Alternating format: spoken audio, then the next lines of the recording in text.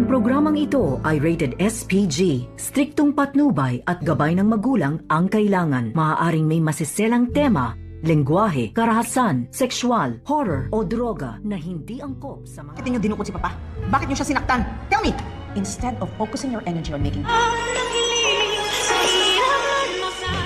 Narito na nga ang ating mga pakaabangan mamaya sa abot kamay na pangarap.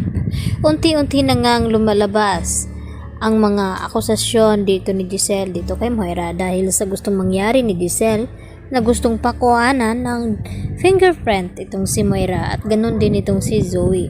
At dahil dito, magtutugma ang mga fingerprint dito ni Moira at ni Zoe dito sa mga ebidensya na nakuha ng mga kapulisan.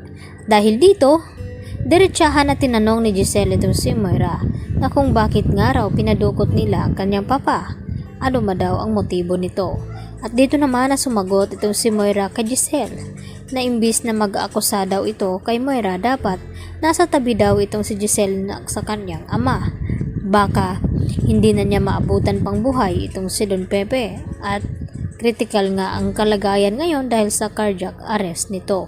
At maya-maya naman ay nagulat nga itong si Giselle nang biglang tawagan siya dito ni Lynette at ibalita tungkol dito kay Don Pepe na nag-cardiac arrest nga daw ito at ni-revive ngayon nila Annalyn Santos at dito naman ni Carlos Benitez.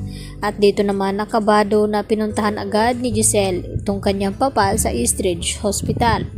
Dahil narito nga itong si Giselle sa Apex habang kinukuhanan ng fingerprint itong si Moira at ganoon din itong si Zoe. Samantala, tudo naman ang mga panalangin dito ni Zoe na sana raw ay wag nang mabuhay pa itong si Don Pepe dahil kapag mabuhay daw ito, tiyak na makapagsalita nga raw ito kung sino ang tumulak sa kanya at kung sino ang nagpakidnap sa kanya. At dagdag pa dito ni Lynette habang nag-uusap sila dito ni Chang Susan at Diyosa na sana nga raw makarecover na nga itong si Don Pepe nang sa ganon ay malaman na nila kung sino talaga ang nagpadukot nito at nang sa ganon ay maparusahan. At sumang-ayon naman itong sina Chang Susan at itong si Diyosa. At dito naman napalihim na nakikinig itong si Carlos Benitez. At sa isip-isip dito ni Carlos na nararapat daw na hindi na magising pa itong si Don Pepe nang sa ganon hindi na lalabas ang kanyang sekreto tungkol dito sa pagkatao ni Zoe na siya nga ang tunay na ama nito. At hindi naman mapakali itong si Carlos kaya agad na tinanong ni Lynette kung ano daw ang problema at dito na raw nakapag-usap itong si Lynette at itong si Zoe. At okay lang daw kay Lynette na hingya ng mapagsabihan ni Zoe ng problema itong si Carlos at ito ring na anak niya ito. At wala ngang kaalam-alam itong si Lynette dahil yun talaga ang totoo na anak nga ni Carlos itong si Zoe. At hindi naman mapalagay itong si Lynette dahil iba daw ang kanyang sinasabi kaysa kanyang naramdaman.